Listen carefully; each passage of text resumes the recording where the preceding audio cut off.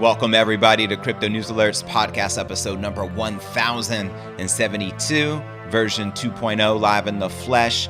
JV here. We will be getting started in just under 3 minutes. As you can see, the countdown timer to the beginning of the show when we start.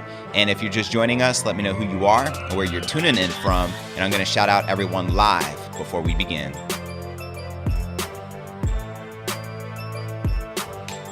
What's up? Telengard, you're always number one, the first person here, so mass respect. What's kicking? A lot going on in crypto right now. We got Bitcoin barely holding on to 19,000 of support. It'll be interesting to see how this plays out, which obviously we'll be discussing here in today's show.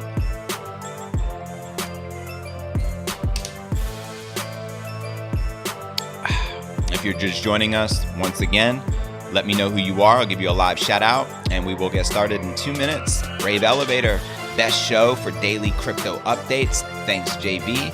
You're very welcome, Rave. As always, I appreciate your continued support. Telengar says, faux show. Always a good show. Nico K was good, broski. Says, who's in the house now? You can see everyone in the live chat. Let's frickin' go. Let's set this baby off. UFO Nut, welcome broski. What's up, legends? Bing Bang, ow, says next Bitcoin halving will be February 23rd, 2024.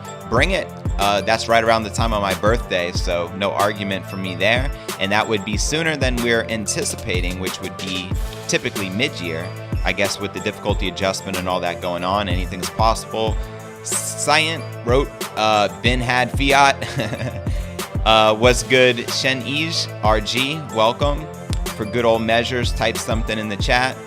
I guess I can really quick before we start. Yo. Let's see here. You should be able to see me in the chat. So there you have it. You got a yo from me. Jimmy Mackle from Toronto, Canada in the house. Welcome, family. That's what's up. We will get started in about 40 seconds. So if you're just joining in, let me know who you are. A lot to cover today. Exciting times to be involved in crypto, to say the least. What's up, Deloitte? Welcome. Nico K says good memories. That's what's up. We're going to get started in 20 more seconds. So if you're just joining us, grab your favorite beverage, maybe go to the bathroom real quick, drop a comment, and we're about to get this show started. Frankie V in the freaking house. Crypto legends, unite. That's what's up. Let's get it. Just a few more seconds. What's up, Leah? Great to see you. Florida, most definitely in the house. Welcome, everybody, to Crypto News Alerts. This is podcast episode number 1072. I'm your host, JV, and it's an honor to have you all here. This is live and in the flesh, so let's break down what I'm going to be covering here in today's show. In today's show, we'll be doing the latest technical analysis, quoting Crypto Capo. Price has been ranging between 19,000 and 20,500 for 3 weeks. If you flip-flop randomly during the range while losing money unnecessarily, that means you have no patience. And also, he says the main scenario is exactly the same, 21,000 first, and then new lows between $14,000 and $16,000. And now for a fun fact, 13 years ago today, the very first Bitcoin to US dollar trade, and someone purchased 5,000 BTC for $5. And if you run the math today, 5,000 BTC at 19,000 per BTC is $95 million come up. That's what's up. And as Dylan LeClaire shares, the Bitcoin hash rate is absolutely exploding, hitting yet another all-time high. And this just in, the Middle East, this first spot Bitcoin ETP launches in Dubai.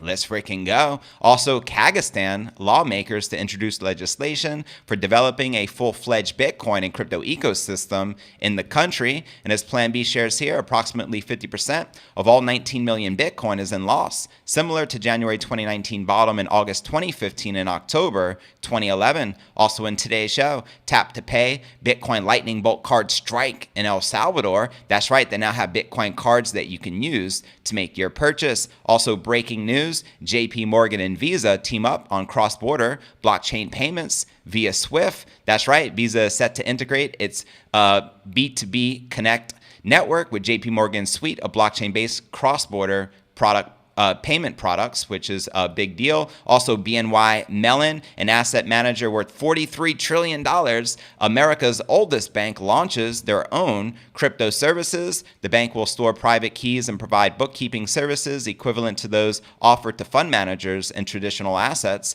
Also in today's show, Ripple boss tips when the SEC case will end and Charles Hoskinson hits back at the XRP army. That's right, Brad Garlinghouse thinks the case will be concluded in about 3 to 4 months, but says it could potentially take longer. Also in today's show, here's a realistic worst case scenario for Bitcoin and crypto, according to analyst Jason Pizzino, who is ultimately predicting we are yet to see the bottom. Also in today's show, Morgan Creek Capital CEO stands by his $250,000 Bitcoin price prediction in a recent interview, quoting him here. So $5 trillion for Bitcoin's market cap of $400 billion today. That's a 10x. 10x from here. 20,000 is 200,000 rounded. My numbers are off a little bit to that 250,000 number. Seems to me to get to 250,000 easy because you got a few lost or stolen coins, no problem. Every halving, we add a zero. The first halving was $10, second halving $100, third halving $1,000, fourth halving $10,000. So that means the next halving is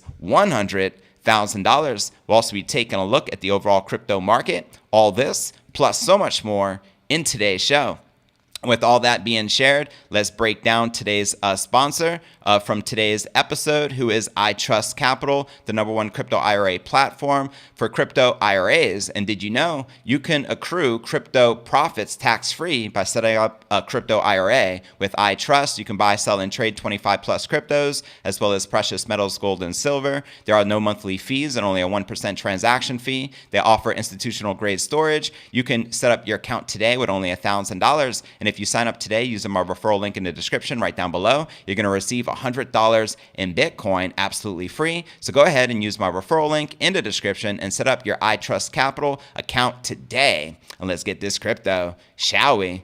So welcome everybody to Crypto News Alerts. I'm your host JV. This is podcast episode number 1072. Make some love in the comments below if you're glad to be here during the live show. As you can see a Bitcoin price live feed. We're currently trading at just above 19,100 at the time of this recording. With that being shared, let's do a quick market watch and share what's going on with the latest updates in the overall crypto market. As you can see here, we got Bitcoin barely in the green, maintaining above 19.1. We have Ether up about 0.75%, maintaining just under $1,300, while Binance Coin, Solana, Polkadot, Avalanche, Near Protocol, Dogecoin, XRP, and Cardano are all correcting and in the red at the current moment. And checking out the crypto market cap, let's do a quick refresh to get the latest data. We have the market cap sitting at $922 billion with about 48 billion in volume in the past 24 hours. The current Bitcoin dominance is 39.8%, with the Ether dominance at 17.3%.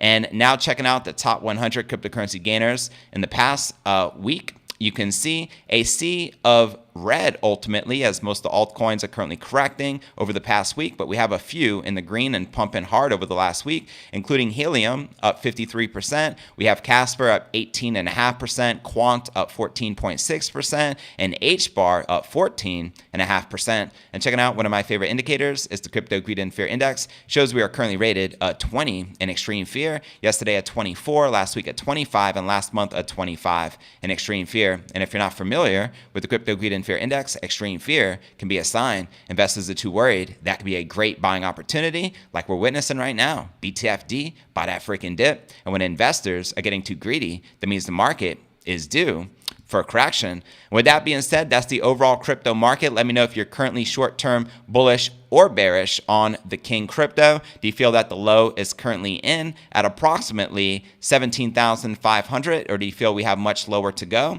As we're going to be discussing this a little further as far as the Bitcoin worst case scenario later in the show. But with that being shared, now let's discuss this Bitcoin Lightning Network card that they're using all across El Salvador, because this is pretty interesting to say the least. This is a partnership with Coin Corner. El Salvador-based Bitcoin hodlers can soon spend their Bitcoin using the Tap to Pay feature wherever the near-field communication service card readers are available. The cardless pay service would be utilizing the Lightning Network to facilitate retail Bitcoin transactions. This is huge for mass adoption, especially in countries like El Salvador. Now, contactless card payments are quite popular in the current fast-paced world. In fact, how many of you are currently using your cards to tap to make the payment? I know I started doing that a few months back, as most all the cards have that built into them nowadays. These services can now be utilized by Bitcoin hodlers as well. The Bitcoin Lightning services are being introduced in El Salvador by Coin Corner, so shout out to Coin Corner, which has in turn partnered with IBEX, a Lightning infrastructure services company, to add NFC support across businesses in the country. Now, the Bolt card, which is a Lightning payment card, was launched just this Wednesday, so this is breaking news once again. Coin Corner said that the motivation for its expansion in the Central American nation, apart from its Bitcoin legal tender, was a barrage of reports about T-poor user experience that the firm hopes to resolve. Bitcoin Lightning Network is the layer 2 scalability, which many of you know. This is an infrastructure which allows for retail usage and expenditure of Bitcoin in day-to-day life at a low cost and insistent transaction rate. That's right, you can virtually send Bitcoin free and instantaneous. So this is why this is such a big deal for retail users using Bitcoin. The intro of tap-to-pay card payment would make for a seamless Bitcoin user experience in the country, which the firm hopes would also enhance the country's Bitcoin usage. Now, El Salvador became the first country in the world to make Bitcoin a legal tender on September of 2021. And at the time, President Nayib Bukele-led government hoped that the adoption would help the country's majority unbanked population to gain monetary independence. And within 4 months of adopting the King crypto, the country onboarded 4 million users on its government-backed Bitcoin wallet. Not too shabby, eh? The Bitcoin wallet saw $52 million in remittances in the first 2 quarters of 2022. With the introduction of the Lightning-based payments in the country, the retail payment sector could see a huge bump in Bitcoin use. That is a given, absolutely. Let me know your thoughts surrounding these payment cards being introduced in El Salvador, and are you bullish regarding this? Let me know in the comments below. And if you had a Bitcoin Lightning card that you can use for day-to-day transactions, would you use them? Would you maybe put a reserve or some Bitcoin aside for maybe emergency use or just for convenience when traveling? Let me know if you would personally use one of those cards, and do you think it's a good idea? With that being shared, now let's break down our next story of the day, and that's a massive partnership between JPMorgan, one of the largest banks in the United States, as well as Visa to facilitate crypto payments. And let's break this baby down. This is more breaking news. Traditional finance and payment giants JPMorgan and Visa are teaming up to streamline the use of their private blockchain solutions, Link and B2B Contact, to facilitate cross-border payments. According to an October 11th report from Forbes, JPMorgan's Link is a network specifically designed for cross-border transfers and is offered under the bank's blockchain and payments initiative, Onyx. Onyx, how many of you remember the rap group Onyx? Just slam, da da da. Remember Sticky Fingers? Classic. Anyways, Onyx provides a platform for institutions to share financial information and validate transactions. Their Connect is similar to a network to Link that was built for institutional grade use and now has been integrated with the Onyx, which they confirm. Confirm is an account information validation product and ensures that transacting parties provide genuine identities and correct information. Onyx touts the Confirm is capable of verifying more than 2 billion bank accounts from 3,500 financial institutions, and FinExtra reported yesterday that JPMorgan is looking to rope in a host of founding member banks across the globe as it works to launch Confirm in 10 countries by the end of the year.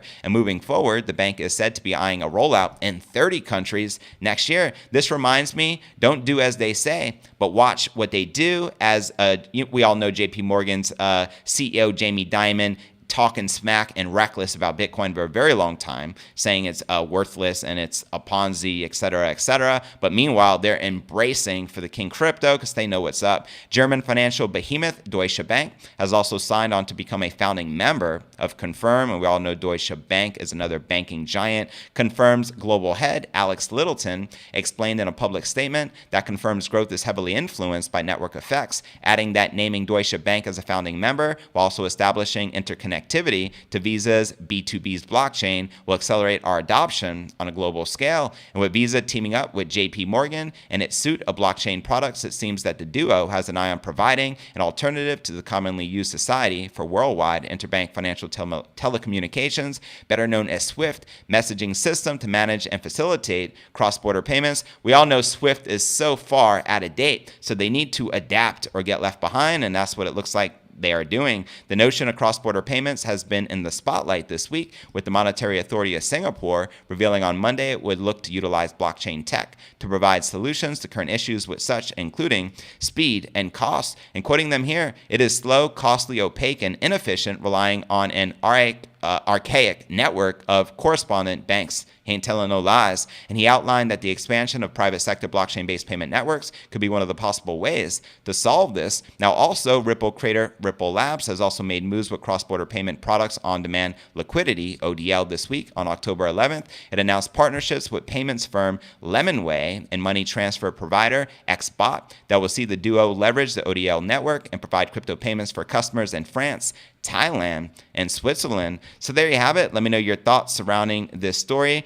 Are you bullish on the fact they have this major SWIFT partnership between JPMorgan and Visa? Let me know your honest thoughts in the comments right down below. And I just want to shout everyone out in the live chat right now and give everyone a few seconds to drop a quick comment. I'm going to be shouting you out throughout the length of this live podcast, and towards the end, we're going to be doing a live Q&A. Welcome Bring Facts, welcome Coin Father, welcome Bitcoin Cal, welcome Wilson Wong, welcome How to Code, and everyone just joining us here on the podcast. And with that being shared, now let's break down our next story of the day, and that's BNY Mellon, massive asset manager who controls over $43 trillion in assets under management. They launched a digital custody platform to safeguard select clients' Ether and Bitcoin holdings on October 11th, making America's oldest bank the first large bank in the country to offer the custody of digital assets and traditional investments on the same platform. According to the statement, the bank will store private keys to access the funds and provide the same bookkeeping services offered to fund managers and other assets, such as stocks and bonds. With digital asset custody, we continue our journey of trust and innovation into the evolving digital asset space while embracing leading technology and collaborating with fintechs, said Roman Riegelman, the CEO of Security Services and Digital at BNY Mellon. BNY Mellon is 238 years old and possesses over $43 trillion in assets under custody or administration worldwide, making them the largest by far. And in 2021, formed an enterprise digital assets unit to develop digital asset solutions and a platform to bridge digital and traditional asset custody. The bank was granted approval for crypto custody earlier this fall from the New York Financial Authority, and a recent survey from the bank revealed that 91% of institutional investors are interested in investing in tokenized products. Pretty substantial, wouldn't you say? And 41% of them already hold crypto in their portfolios. And in March, the bank was selected by Circle as the custodian of its US dollar coin reserves. And BNY previously announced its partnership with blockchain data platform Chainalysis to help traditional financial institutions track and analyze crypto products, allowing large firms to manage legal risks related to cryptocurrencies. So there you have it. What are your thoughts surrounding this largest asset manager in the world embracing the king crypto? Let me know your thoughts in the comments right down below. And with that being shared, now let's break down the latest of what's going on between XRP and the SEC. As you know, this lawsuit started going on back in, I think it was around January of 2020. It's literally been over 2 years. And now good news is coming forth from their CEO, Brad Garlinghouse, that we can see an end and a final result is if the SEC deems XRP a currency, or which would be like a bridge currency of which it is, or is it going to be deemed a what's the word I'm looking for here? What's the word I'm looking for, XRP holders? Security.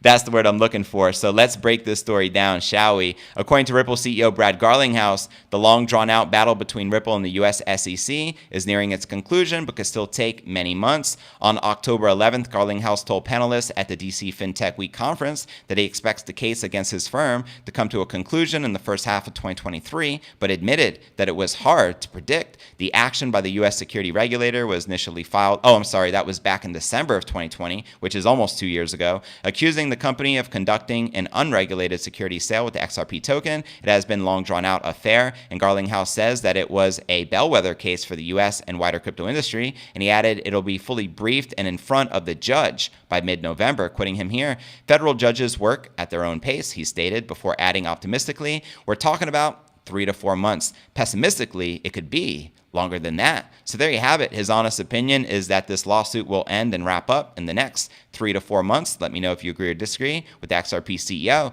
Garlinghouse also referenced former SEC Division Director William Hinman in his 2018 speech about Ethereum not being a security, and said that the judge has ordered the SEC to hand over the details 6 times. And on September 29th, a small victory for Ripple was finally won regarding these elusive transcripts finally being handed over once and for all, hence the pump which took XRP back above 50 cents. And the fintech boss said that Ripple would consider a settlement with the SEC providing the XRP is not classified as a security. Meanwhile, Charles Hoskinson strikes back. The founder of Cardano hit back over a barrage of abuse he received from Ripple fans, better known online as the XRP Army. In a new video, Hoskinson shared the following: It came as a tremendous surprise. The incredible wave of criticism I have received for a single comment that was taken out of context. The comment was regarding rumors of a financial conspiracy involving the SEC and Ethereum co-founders that have been swirling in the XRP camp. Many Ripple supporters, including Garlinghouse, believe that regulators gave Ether an unfair advantage over XRP at the time due to not being perceived as a security, with the regulator solely targeting Ripple. And Hoskinson claimed that the SEC is after Ripple, not because of corruption or any conspiracies invented by the XRP community, but due to the lack of clarity. This irked the XRP Army, which began trolling Hoskinson on Twitter until he decided to block many of them. Quoting Charles here, "I think I blocked the most of XRP trolls who continue to harass unprovoked. I've never seen a group so radically pick up a few words and run with it. Great job turning an ally into something disgusted and totally checked out." Now, the outspoken Cardano founder also got in a battle with Ethereum developer last month over the merge, claiming it was a flawed proof-of-stake implementation. And more recently, in an exclusive interview with Cointelegraph, he was equally critical of both Ether and Bitcoin. And quoting Alex Cobb, who is pro-XRP, Charles Hoskinson, "ETHgate is a conspiracy theory. XRP Army, no, it isn't."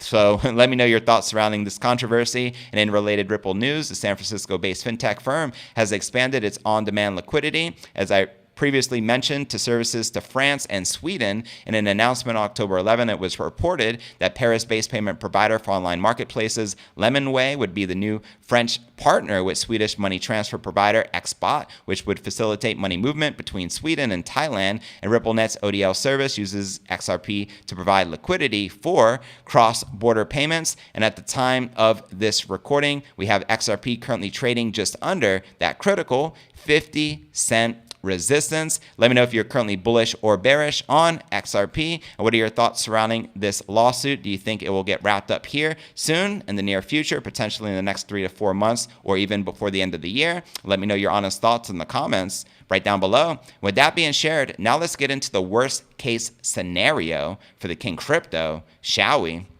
Let's break it down. A popular crypto strategist is mapping out where Bitcoin and the rest of the crypto markets may bottom in a worst-case scenario. In a new strategy session, Jason Pizzino tells his over 250,000 YouTube subs that it's within the realm of possibility for the total market cap of crypto assets to lose another 40% of its value even after this year's deep correction, quoting him here. So for the realistic zone, probably somewhere around an 80 to 82% drop brings us down to about $550 billion. And if we're looking anything in the middle, sure, you can take your 600 or 700 billion, but currently we're down 74% to the June low of 762 billion. So for a drop from where we are currently back to the low of 762 billion, that's about a 14% drop from the total crypto market cap. That can be quite significant. Maybe you're going to see 10% off Bitcoin, 20% off ETH, and throw another several percent on the rest of the market. That is very realistic. Somewhere to the bottom of that range, $550 billion, is about a 40% drop from where we are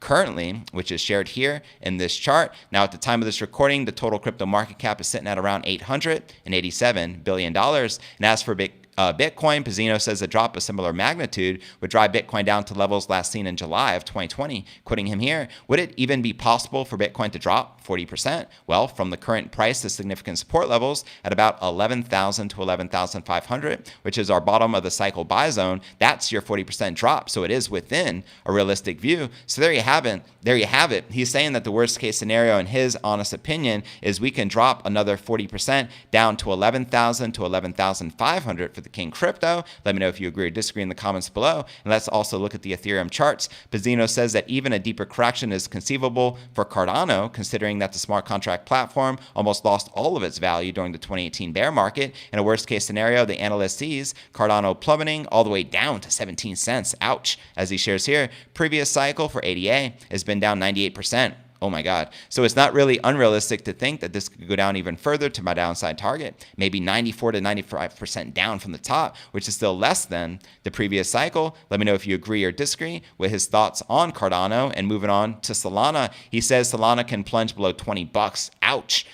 If the crypto market loses 40% of its value, Pizzino also says it's possible for Solana to follow in the footsteps of Cardano and wipe out about 60% of its market cap, taking Solana to as low as $12. Talk about max pain. That would be horrendous. But nonetheless, Solana is currently trading at 30 bucks. And to watch this video, he did entitled Realistic Worst Case Scenario for Crypto. Check the show notes below the video in the description. With that being said, now let's break down our final story of the day and let's discuss a $250,000 Bitcoin price, shall we? Because this is actually a prediction he has made a while back and he is standing by and doubled down on more recently in a recent interview he did with Altcoin Daily. So let's break this down, shall we?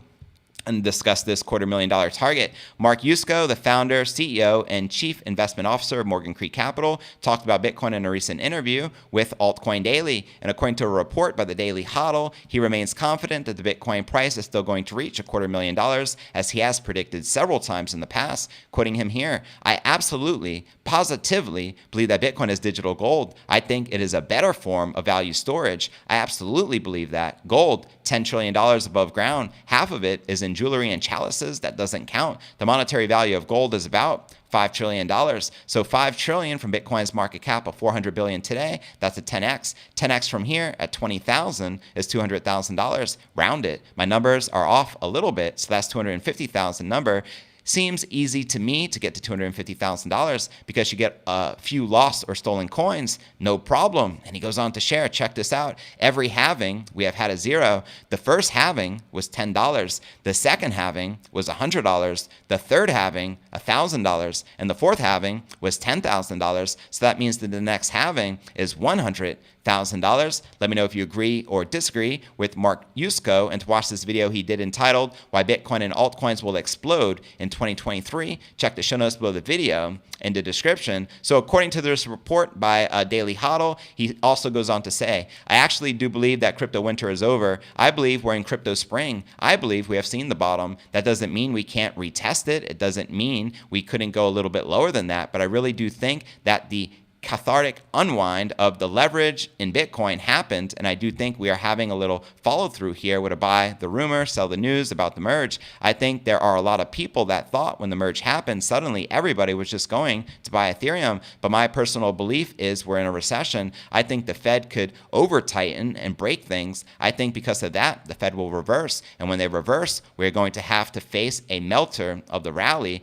I mean a face melter, because the shorts are going to get scorched, and the amount of shorts in crypto is absolutely massive. So there you have it. Let me know if you agree or disagree with Mark Yusko and surrounding his $250,000 Bitcoin price prediction. And realistically, when do you feel Bitcoin will hit $250,000 per coin? Let me know in the comments below. As we all know, the next halving is going to be in 2024, which is not next year, but the year following it. And then the year after the halving, historically, is when the market goes absolutely parabolic. I also like to point out that Plan B, creator of the Bitcoin stock to flow model, he is predicting a $100,000 Bitcoin price sometime between 2024 and 2025. I agree with that. I think we first see the first six-figure Bitcoin price at around the time of the next halving. And if you do the math, the all-time high from this cycle is currently 69,000. If we were to just 2x from the previous all-time high for this next 4-year halving cycle, we're talking about realistically a $138,000 Bitcoin price. I cannot wait. Send it. And with that being shared, now let's do some live Q&A. Shall we? Do some Q&A. Yeah. So if you have any questions you would like to ask me, please do ask, or forever hold your peace. And if you have any comments, I'm happy to read them out loud as well before we do the big finish. So let's check out the comment section, and also check out the top comments from yesterday's episode, and I'll share that on screen here in a moment. So eCoin wrote, Aloha JV, Chronic Surf. Let's go. Pezza, welcome. Always a pleasure and an honor, fam. Bring Facts says, favorite child is my 1911, so I always tuck my kid in. Coinfather says 2027, $500,000 Bitcoin. Send it. Tom says 250,000 June 2025. Love it. I would love to see a $250,000 Bitcoin by 2025. Bitbud says 2025 we will see $90,000 to $100,000 Bitcoin. Send it. 6 figures. Speaking my language. Dragonflower, welcome fam. Coinfather says every halving the crypto adopters get bigger. Absolutely. Sailing with the Twins said, hey JV, I'm expecting another dip. So trying to keep some cash. So BTFD, but it's hard not to buy at this price. So tempted. Next thing we wake up and it's moon time. Pumping. And Pezza says, how long do you think we have cheap Bitcoin to dollar cost average for? That's the $1 million question. I'd love to know your thoughts. I think anything below 20,000 personally is a great buying opportunity to DCA and keep stacking them sats without a question, 100%. And with that being shared, keep dropping some live comments, and we're going to go to the top comments from yesterday's episode. I'm going to pull up yesterday's episode here and read out some of my favorite comments, because I always appreciate the comments as they help out tremendously with the YouTube algorithm, as you should already know. So with that being shared, let's read some of these top comments from yesterday's episode. I'm going to scroll through a lot because a lot of them are spam, just FYI. Pezza wrote, thanks for another great show, JV. You're very welcome. Dragonflower wrote, this new format is smooth, bro. Happy to be a part of the Crypto News Alerts fam. I'm just glad you're digging the new format. It means a lot to me. Pezza put that live comment about JV saying to the chat at the end, that was a great idea. Mr. T put, thanks for another good live show. You're very welcome, Mr. T. Silver XT, currently at 29,000 average cost, hoping to get it to 24,000 before the new bull run. I hope you get that those stats at a discount as well. Inner Dino, always showing his support. Thanks, JV. Love the show. Much appreciated. Marino's put, hopefully, JV, I am here for the 2025 run up, man. Let's go. We love you, dude. Peace. I love your channel. I'm not playing crypto like most traditional crypto hodlers. I am holding a huge amount of shares of Galaxy Digital and a small amount of Luna. Very interesting. Share of the trade says, great show, JV. Lero wrote, I like the new format. Glad you're digging it. Pezza put, has everyone noticed the prices of everything in the shops? That the water is coming into the Titanic. Hodlers, let's quietly head to the lifeboats marked BTC. Steve Hubbs put, XRP has been delisted on many exchanges for the last 2 years. I'm not touching Tron, and I don't blame you. Even the founder called it garbage. 250,000 by the end of 2024. If Bob Lucas, left translated, the next 4-year cycle comes true, Dave the Wave's $800,000 Bitcoin price prediction means nothing without giving a time frame. Well, you make a great point. I think that prediction was like over the next decade, just FYI. And the Coinfather put, love the intro music, JV. Need some outro music. I agree. I got to add some outro music faux show. And he says, 1 minute with an animated giant Bitcoin slapping fiat. I would absolutely dig that. And I'm going to read one more comment from Pezza and we'll move on. I agree with Ellen P. Bottom was 17.5. It is too cheap at that price. So people buy. Whales accumulate in big time. Unless Putin drops a tactical nuke, then everyone will ish themselves and we go to 10,000, which would be Willy Woo's Max Payne, right? I hope that scenario never arrives. I hope so too, fam. I mean, there's enough shenanigans going on in this world right now. And with that being shared, I'm going to take one more quick look at the live Q&A for your last chance to get a live shout out. Why do you think that Hunter accidentally left 2 laptops behind? Bring Facts, great question. Bring Facts also put, his own family doesn't want him. Why do you think Hunter calls him Pedo Pete? Oh boy, discussing Hunter Biden. Unreal. Bitbud says 20,000 is gone in 2022 because you think we're going to drop. What do you feel that low is likely going to be in the fourth quarter of this year, Bitbud? I'd love to know. The UK doesn't want Joe. Pezza says, Solman put, most big whales bought their stock above $15,000. Bring Facts put, we are in the midterms right now and it's already focused on the presidential election.